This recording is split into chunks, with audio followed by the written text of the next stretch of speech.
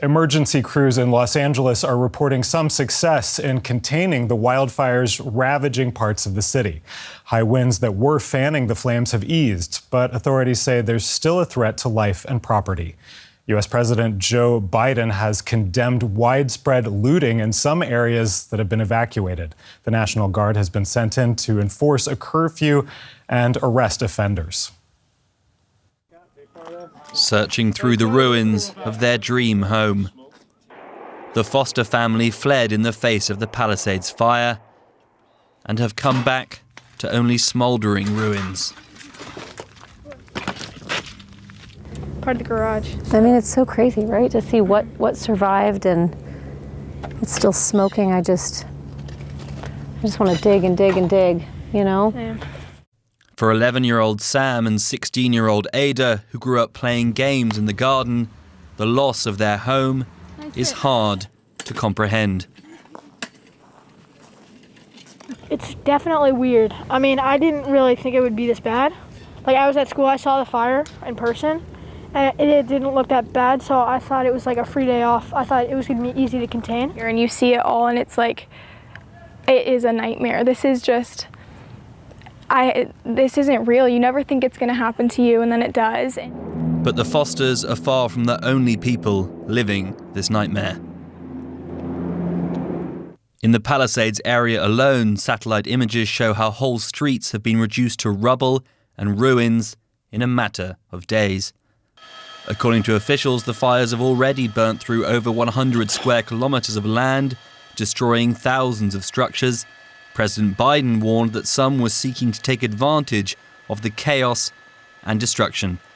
There's clear evidence that there's looting. There's clear evidence that people are going into these even places where they're evacuated, and it's not all rubble, and people are going in and they're looting.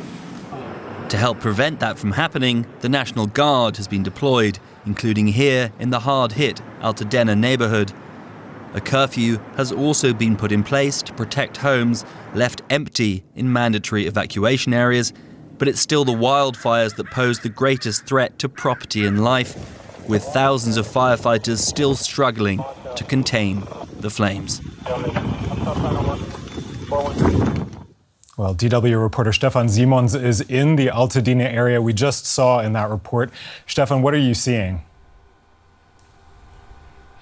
Yeah, you're absolutely right. We're in Altadena, Pasadena. This is the neighborhood. This is the community here, which was utterly destroyed by the Eaton fire, which is now contained 3%, just 3%. We're in day 4 of this nightmare, of this fire nightmare. And this fire here, which left this behind, let me step out of the picture here, is 3% contained. And that is virtually nothing. You have hundreds of firefighters still around here roaming this neighborhood. And if you look up the hills there, this is Altadena and Pasadena. This is a huge neighborhood, right and left streets with houses, with homes. Of course, here in this thoroughway, businesses completely destroyed. And then you have, of course, really a weird thing going on, and that is you have one house being completely destroyed and devastated, 2, 3 next to each other, then 2 or 3 houses untouched, completely fine, as if nothing would have happened, and then again another one jumping the street, completely destroyed. So this is what we see here. The smell, you can't see it, but the smell is horrible. You can basically almost taste the chemicals in the air. The smoke you can't see either, but my eyes can feel them, my lungs can feel them. You can taste it, you can smell it, and it's really not pleasant. That's why when not on air, we always wear this one here, and it's advisable to do this. Now, I know, David, you have family here impacted by this. This is That's something right. People come back to and they are in shock and awe. Yeah, I know, and I'm sorry. People who we talked to and saw and met here, they're coming back here and they are devastated, shock and awe, completely traumatized. They have they're basically seen their lives, what they got away with their lives, but what made life for them, their pictures, the memorabilia from their kids, where their kids grew up, all those memories, all burned to a crisp, all gone. And this is tough going for many thousands here. And it takes a toll even on us who are reporting here, on all of us. Now, I know that thousands of people, as you said, including some family of mine, thank you, have lost their homes. Around 150,000 people are still ordered to stay away from their homes. Where are they going? Where are they supposed to go? Yeah, that's also not an easy question to answer, or not. There is no easy answer for this, because the public shelters, which the city officials and state and county officials have put up, are far and few. There's not enough of those. So a lot of people really rely on friends, on family who take them in. Like, where do I sleep the next night, or the next 2 or 3 or 4 nights now? And you know, there's something nice going on here. There's also a lot of people out there who make their homes available for free. They just say, like, you need a place, you really got dealt a bad hand here with this, come stay with us, we have an extra room, and we even feed you and all. So this happens here, but of course it's not solving a problem. 180,000 people under evacuation orders. That is an organizational challenge for anybody, for this LA County, for LA, for the city, and for anybody else. But those shelters are there. Those shelters will increase in number over the next few days. And yeah, let's hope for the best that all those people have a safe place to stay for at least the next few days. And for those who can come back, you know, it's not hunky-dory here. There is no power. There is no gas. You see those crews here, for example, they're just fixing the main line. They're taking the gas off. They're making sure that all those gas leaks, which are still here, up and there, popping up, and where you have like fires and then smoke, and the fire department has to come, that this is not happening, but it is still happening all over the place. So they are busy, firefighters still busy, and people who lost everything devastated. DW reporter Stefan Simons, thank you so much for your reporting. Jayson Campadonia is a journalist with NBC and iHeartRadio in Los Angeles. He has reported on these fires from day one, and with calmer winds seeming to be helping firefighters to beat back the flames, I asked him, is the worst now over? Oh, no, the worst is yet to come, especially if you are in the rebuilding process. But the winds are expected to die down today, but then they're going to come back this weekend. Now, we won't see winds as fast, or wind gusts up to 100 miles an hour, but the wind will still be gusting in between the 50 to 70 mile an hour range. And that really is going to pose a problem for fire crews because, number one, they're exhausted. They've been on this fire for 4 days now, and they're continuing their firefight around the clock. These guys are sleeping in the trucks. They're sleeping in the dirt, and they're just trying to get there as soon as get to wherever the fires are burning and trying to protect structures as much as possible. And some good news is that on Tuesday, there's a chance of slight rain. We're in the 10 to 20% range for rain on Tuesday, but it's going to be very minimal. It'll probably more like a heavy morning dew than anything. But fire crews are hoping that Mother Nature cooperates at any level. We know, since there are several blazes, which fires pose the greatest threat right now? Pacific Palisades fire is about 20,000 acres and very small percentage of containment, less than 10. There's also the Eaton fire, which is north of Los Angeles in Altadena. That's at about 15,000 acres. And again, minimal containment there. Structures are everywhere. So we've seen massive wildfires in California, but mainly it's in the very rural forest areas. So you got a forest fire that's burned, hundreds of thousands of acres, but there's no structures lost. These are in more populated areas. They're not as densely populated as a downtown metropolis like downtown LA, but they are neighborhoods, and there's restaurants and mom and pop shops and grocery stores and schools that are now nothing but piles of rubble because these winds have carried the fire so quickly. Our fire crews are unable to get there in time. Jayson, we have heard that prison inmates are also being deployed because there simply aren't enough firefighters. What can you tell us about this?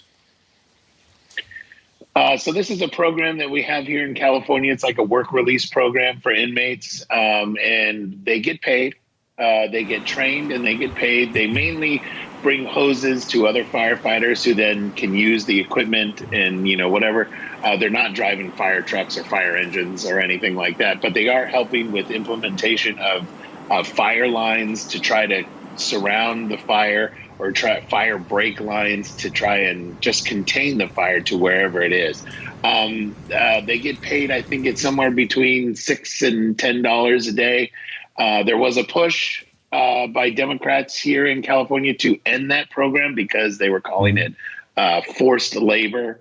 But that bill was vetoed because of situations like this. The LAFD, the Los Angeles Fire Department budget, was recently cut by $20 million due to just budget shortfalls across the state. And this is how we're trying to supplement the firefight right now. So we brought in about 800 inmates from around California to help with this.